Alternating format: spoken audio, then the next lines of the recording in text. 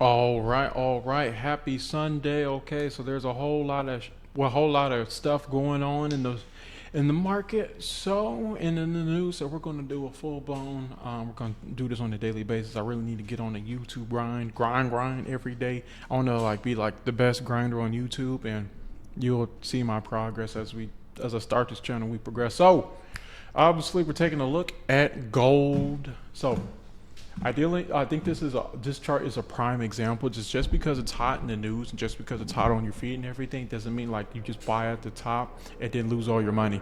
Simply because everyone's like, oh my God, just because something's going up doesn't mean you should chase it and buy it. And I think silver is a prime example of that. But I'm ideally mainly gold.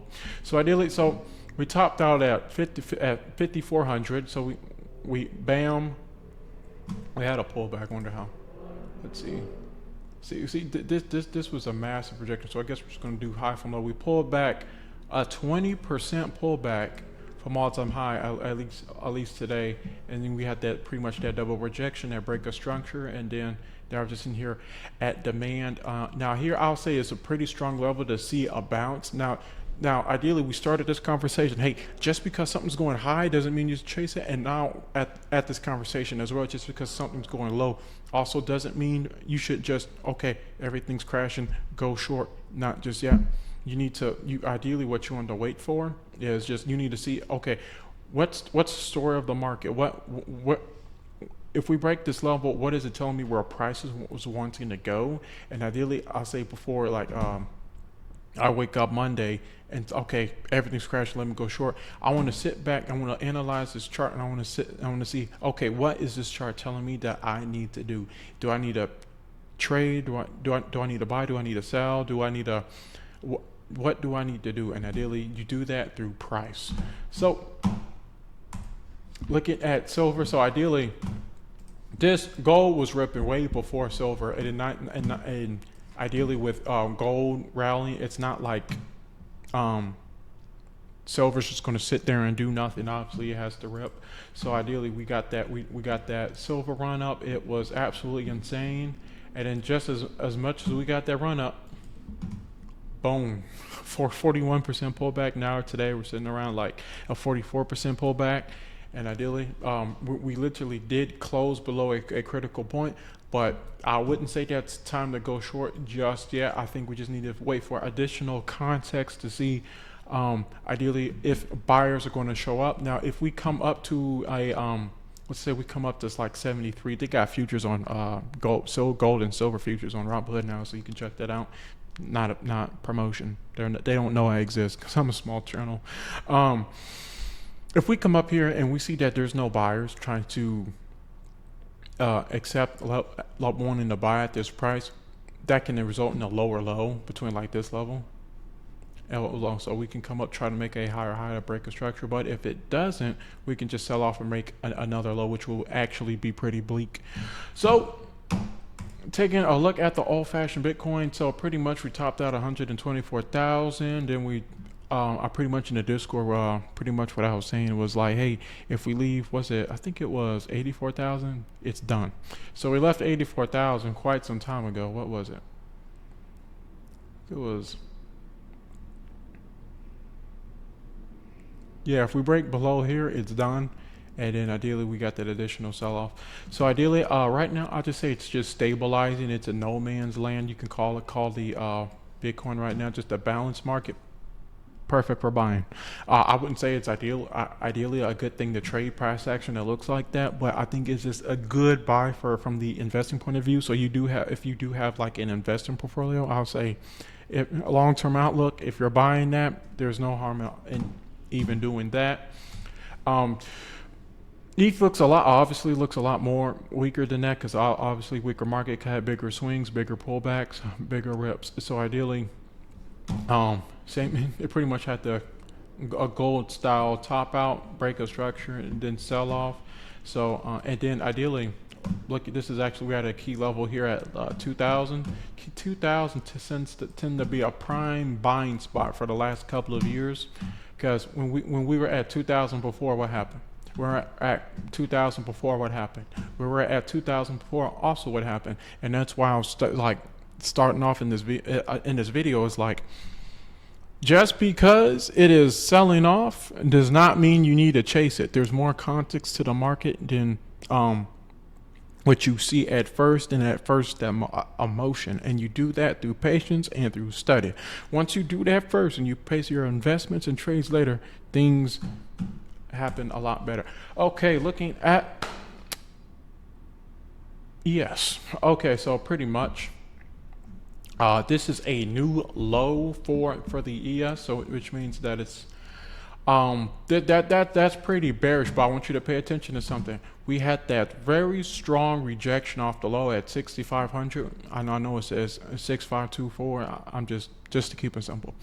And ideally, so this is what we're going to do. So on the overnight session, this is a Sunday, I'm going to be paying attention here. And if I notice that there are buyers still, buyers at the 65.88 level, then hold on a second. That means price acceptance can get above structure, and we can potentially see a actual reversal of what we did on Friday with the whole shenanigan thing. Now understand this. We're at this level before. What happened? We're at this level before also what happened, which makes this level even more important. That is like, hey, if we revisit this, if we reject a 6,700, if we reject 6,700 and we cannot hold above it to get this market bullish again, we can revisit that 6,599 level. And if we visited already 3 times, if it cannot hold then 3 times and it break, hello, 10% correction.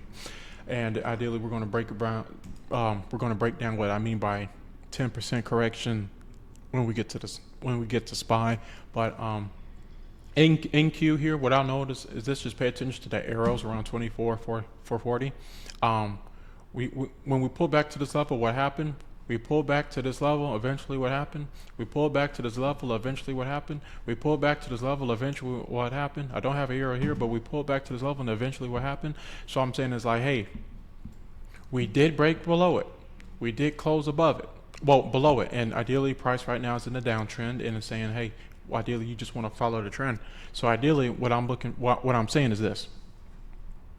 Let's just say we established that this is a very clear level at 24,440, right? If we come up to this level and we reject it, we can expect to take out this low at 23,974. If we cannot break above, ideally like between here and here, if we cannot do that, then that is absolutely bearish, and things can start looking a bit bleak. But I want you to look at how quickly we rejected this lower level. So in the overnight session, we could potentially break these levels and open up around here. We can open up around here, which I'll say is actually good. And we'll determine trade setups in different videos, but I'll just say that's my thoughts on there right now. I would actually take this breakdown with a grain of salt, because ideally with all the fear in the market right now, I think this could be a potential bear trap to be like, hey, everyone, look, we're going lower. Psych, we're not. Everyone buy, and then it actually makes the real move. It then takes out this low. So I'm just saying, be careful. Okay, and this is what I mean by 10% correction. So ideally, pullbacks in the S&P 500 tend to be between 5 and 10%. So we got that's 7%. 5 is right here. So we got the 5% correction, but like pretty much around 662 and 661. So, I mean, dollar difference, right? So ideally, if this market was just a 5% correction, obviously we would have bottomed right there, and then we would have went higher. But ideally, we didn't. We went down to 7%, and then we closed. Then we rejected that 644 level, and we closed around like 648, right? Which is pretty good. But I want you to take a look at on higher time frames on the weekly. That if for whatever reason we do not bounce right here, I strongly believe we will. But if we come back to visit this level and it doesn't hold, we can be looking at the S&P 500 being around 627. And I don't really think there's a whole lot of support at 627, which means it can potentially go lower. So I'm saying it's like, hey, this white line right here, if we close below that, you'll see in my daily videos if we're closing below that. But if we close below that, shit can get gnarly. So you've been warned. Taking a look at the NASDAQ. So ideally, and I guess this relates to the previous charts as well, because ideally we've been in this balance range since October, September last year, just nothing. So taking a look at here, ideally this is how I see it. We tried to make a high, we failed. We tried to make a high, we failed. We tried to make a high, we failed. We tried to make an all-time high, we failed. So ideally, if we cannot make a high, if the market, if buyers keep trying, and buyers keep trying, and buyers keep trying, and they keep failing, there is clearly that there are bears at these levels that are selling their positions because they want price at lower levels, and it seems to be that they are currently winning with that close below 658 on Friday, and we'll see in the overnight session what's going on. But ideally, that could lead to some panic selling, because that can bring us all the way down to 560 if we don't see a lot of buyers in big tech. Because ideally, this is just top 100 tech companies on the NASDAQ right now, and that pretty much represents that price action, and we're about to dive into that in a minute. Okay, taking a look at Dow Jones. Yeah, this is absolutely beautiful bearish chart, and I'm telling you. So I'll just go to higher time frame just to get a better view. So we're pretty much about at the level where we could potentially revisit the previous all-time high, and I'll say this is probably a good buying level right here. If you're an investor and you're looking to invest, like, I'll say this is a pretty good buy thing. I think this is like, you're not taking on too much risk doing that. We got a pullback of actually 10%. We have a pullback of actually 10%, which means this can actually potentially be a bottom. If this bull market is still here, this can actually potentially be a bottom here, and we might just from this level. So ideally, if you're a buyer in this market, I'll say as an so you have your investing portfolio and your trading portfolio. Now we'll talk about strategies in further videos about that, but we're just, for right now in this video, we're just going to keep that separate.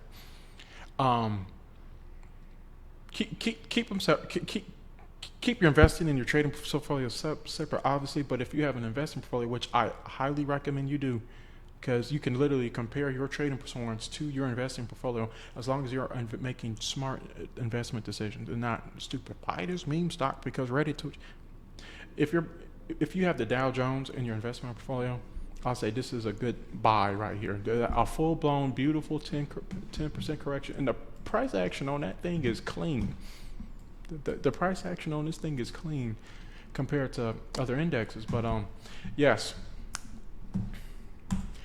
Okay, and ideally, I will say that, so the semiconductors market has a big effect on today's market since, what was it? When NVIDIA had those big earnings way back in the day.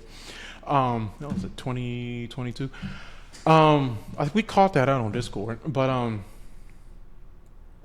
yeah. So we almost had that break of structure, but we reclaimed it, and now we're just clearly holding above. So I'm saying if 330, like PA at 330, holding above 330, I wouldn't say the market is all doom and gloom or not. It do look like that. Yeah, I understand it absolutely does look like that, but we just got to take into consideration this thing has the biggest stock on the planet, and we're about to look at the biggest stock on the planet right now.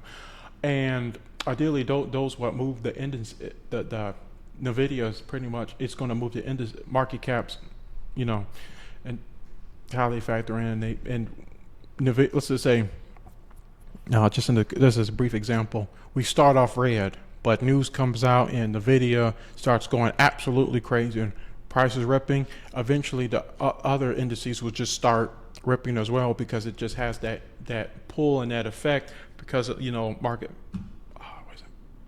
caps and evaluations and everything. But we're not talking about that. But it just relates to what is actually behind this chart. So when I see SOXX, I don't just see an ETF. I think of all the semiconductor stocks that are involved in this. And ideally, I'm just saying it's like, hey, while we're above 330. I wouldn't get too bearish just yet because this could actually be a buying opportunity. So looking at the VIX, I want you to pay attention to this. We get to 30. What happened? We get to 30. What happened? And ideally, we get to 30. What happened? We broke above 30. This was gnarly. What happened? We're getting to 30. Also, what happened? So I'm saying it's like, hey, although the market is pretty risk off right now and it's pretty bearish, start paying. Please be paying attention to the VIX, because if we're holding below 30, I'll say as long as we're above 21, I'll stay cautious. I would not be holding long positions for like weeks and months while the VIX is above 21. Below 30, huge market sell off. But ideally, what I'm saying here is like, us rejecting 30 in previous sessions could be a sign that it's like, hey, us rejecting 30s now, it means there could be upside to the stock market that is soon to come. And right here, we just might be seeing a bottoming process. But also, you want to take that in as word of caution, because this is like very random. And I only just really defined the VIX between below 20 bullish, above 20 caution, above 30 panic. So pretty much Apple. So I think I pretty much said in Discord that it's like, if Apple joins the sell-off, things can start looking quite bleak. And as we see that, that's ideally what's happening. And I wouldn't get too bearish just yet, because we see how small that candle is on daily price action. So it means when we came down to this level at 2041, that a lot of selling activity and has dried up, and we actually closed bullish. And we had a bullish close here, which pretty much means that not a lot of selling activity. And when there's not a lot of selling activity, what happens? We attract buyers, and buyers push us to higher prices. So I'm saying, while we're at these levels, be careful. Is it a bear trend? Yes, but ideally we want to look at it like this. Okay, we're making higher lows and lower lows. If we can come up and we reject and start that pattern again of of a lower low, then follow the PA. But be careful of a change where it's like, okay, we came down to this level, we broke structure, we broke structure, we're back in trend again, and we start making higher highs. Ideally, you want to get on the bandwagon with that. But I'm just saying, be careful going short where buyers could be active. Okay, moving on to the video. No man's land, balance, nothing. Microsoft, death. Tesla, on the way, is about to look like Microsoft. It's about to look like death. I think this can potentially sell off until SpaceX IPO, and then we can see some PA like that. But yeah, I would say risk off while this thing is above 382. And when Tesla stock moves, it moves in bullish and bearish directions. No man's land. Be careful, because when Meta tanks, it tanks. And right now we're just at that level where it's like, hey, if we break below 580, let me give you a glimpse of when I say it tanks, it tanks. When it tanks, and this is our weekly time frame. So I'm letting you people know that, hey, there could be a really good bearish trade below that, but ideally, with all the lessons of the video, take that into consideration and apply that to that. You'll do just fine. Google, nothing. Okay, so that calls it a video. My only plan right here is just to get the daily uploads ready, and like just keep doing it. And then as I keep doing it, I can get better at articulating my thoughts and my ideas, and I can actually begin providing more information in the videos. And as I'm learning to make videos, I can get better at making each video. And then if I can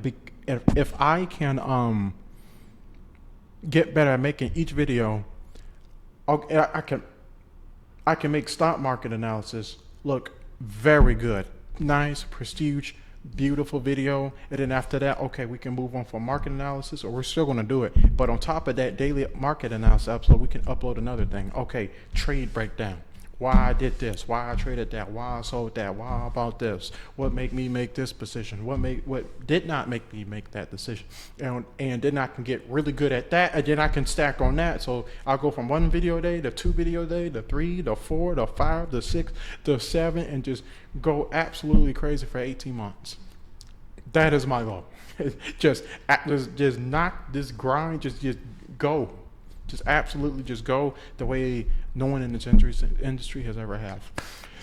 That's my goal. So I don't know if this is even going to upload, because every time I try to download my videos after I record them, it's a error. So I'm gonna figure something out. I have no clue how to make really videos like that, but we got to start somewhere.